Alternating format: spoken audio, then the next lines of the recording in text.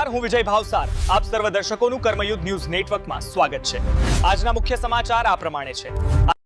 જંબુસર ખાતે રહેતા શિક્ષકની 24 વર્ષીય ડોક્ટર પુત્રીને પ્રેમજાળમાં ફસાવી વડોદરાથી ભગાડી લઈ જવાના તેમજ કોર્ટ મેરેજનું બનાવટી સર્ટિફિકેટ તૈયાર કરવાના આક્ષેપ સાથે કરજણ તાલુકાના કિયા ગામના ફૈઝલ મજીદ દીવાન સામે જંબુસર પોલીસ સ્ટેશનમાં છેતરપિંડી અને ખોટા દસ્તાવેજ સહિતની કલમો હેઠળ ફરિયાદ નોંધાતા ચકચાર મચી છે.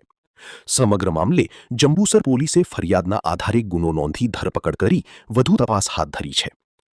જંબુસરના પશ્ચિમ વિસ્તારની સોસાયટીમાં રહેતા અને શિક્ષક તરીકે ફરજ બજાવતા ફરિયાદીની 24 વર્ષીય ડોક્ટર પુત્રી વડોદરા ખાતેની એક હોસ્પિટલમાં નોકરી કરતી હતી. દરમિયાન તારીખ 7/5/2026ના રોજ યુવતીએ પોતાના પરિવારને ફોન કરી જણાવ્યું હતું કે તેણે કોર્ટ મેરેજ કરી લીધા છે.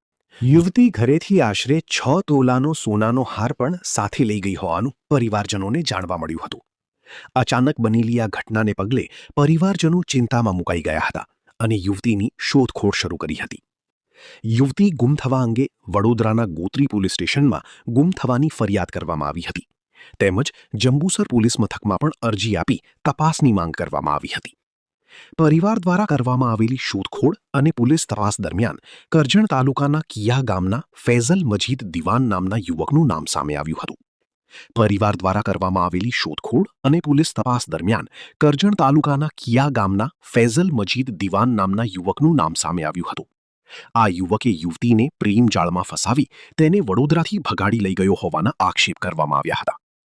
સરકારી કચેરીના રેકોર્ડમાં લગ્ન નોંધણી જ ન હોવાનું અને રજૂ કરાયેલ સર્ટિફિકેટ કચેરીમાંથી આપવામાં ન હોવાનું સામે આવતા પરિવારજનો દ્વારા બનાવટી દસ્તાવેજ તૈયાર કરવામાં આવ્યો હોવાનો આક્ષેપ કરવામાં આવ્યો હતો. આ સમગ્ર મામલે યુવતીના પિતાની ફરિયાદના આધારે જંબુસર પોલીસે ફૈઝલ મજીદ દીવાન સામે ભારતીય ન્યાય સંહિતા યાની કે BNSની વિવિધ કલમો હેઠળ ગુનો નોંધ્યો છે.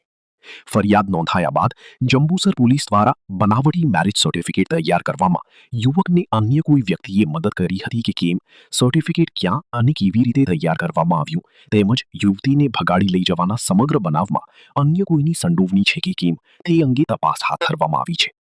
આ બાબતમાં સનાતન સંઘર્ષ સમિતિ વડોદરા દ્વારા પીડિત પરિવારને કાયદાકીય તેમજ માનસિક રીતે મદદ કરી સમગ્ર ઘટનાનો પર્દાફાશ કર્યો હતો.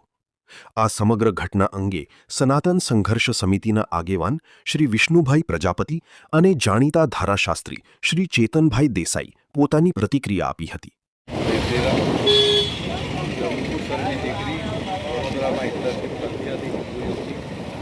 તેને ફૈઝલ નામનો ભરૂચનો યુવાન પલાવીને લઈ ગયો અને ત્યારબાદ એણે લગ્ન કરી લીધા છે એવું એક સર્ટિફિકેટ રજૂ કર્યું પોલીસમાં.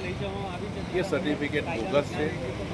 એટલે આવા જેટલા પણ સર્ટિફિકેટો સ્પેશિયલ મેરેજ એક્ટ હેઠળ જે નોંધાયેલા હોય એ સર્ટિફિકેટોની તપાસ થાય અને સરકાર SITની રચના કરે અને આ તપાસ કરે. કારણ કે આ બહુ મોટું કૌભાંડ છે.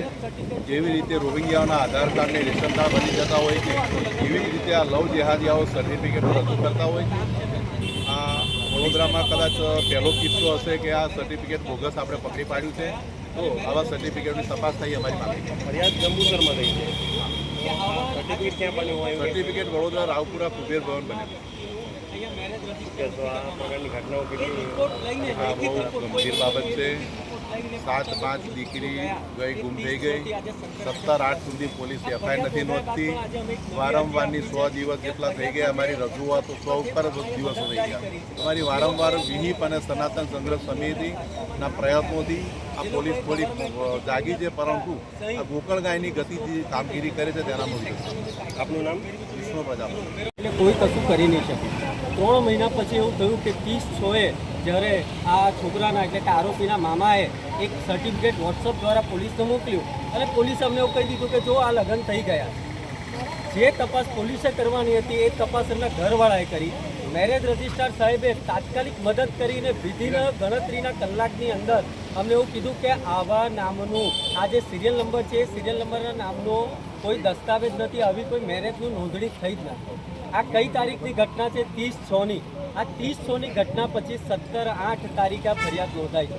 આજની તારીખમાં પણ અમે એવા કહીએ છીએ કે કાયદો કાયદાની દ્રષ્ટિએ કામ કરે છે. જે ફરિયાદ પણ તમે જોશો તો ફરિયાદની અંદર જે સેક્શનનો ઉમેરો કરવામાં આવ્યો છે એ કાયદા મુજબ સેક્શનો ઉમેરવામાં નથી આવી. 7 વર્ષની ઓછી સજાની જોગવાઈઓ મુજબની સેક્શન ઉમેરો કરવામાં આવી છે. પર્ટિક્યુલર કાયદાની વાત કરું તો ખોટા સ્ટેમ્પ બનાવવામાં આવ્યા છે. ગવર્મેન્ટ અધિકારીની ખોટી સહી કરવામાં આવી છે. એ મેરેજ સર્ટિફિકેટની અંદર ખોટા સાક્ષીઓના નામ લખવામાં આવ્યા છે, જેમાંથી કોઈ પણ વ્યક્તિ જે મામાએ વોટ્સઅપ કર્યું એ મામાનું પણ હજી આરોપી તરીકે નથી બનાવ્યા. જે લોકોએ સાક્ષી તરીકે નામ લખાવ્યા એ કોઈને પણ આરોપી તરીકે.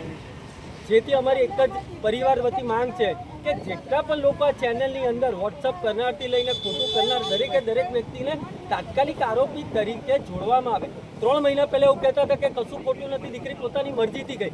તો દીકરી પોતાની મરજીથી ગઈ હોય તો ખોટું મેરેજ સર્ટિફિકેટ બનાવવાની ક્યાં જરૂર ભાઈ? અને ટૂંકમાં કહું તો મા બાપને એટલું છે કે મરજીથી ગઈ છે તો મરજીથી જાણવા માટે દીકરીનું કાઉન્સિલિંગ કરવામાં આવે અને દીકરી 5 થી 7 દિવસ છોકરા સાથે મા બાપની સાથે રહે તો મા બાપને ખબર પડે કે દીકરી ગઈ એ પહેલાં એની સાથે કંઈ ખોટું નથી થયું અને ત્યાં ગયા પછી પણ એને કોઈ ખોટા પ્રેશરમાં નથી રહ્યું.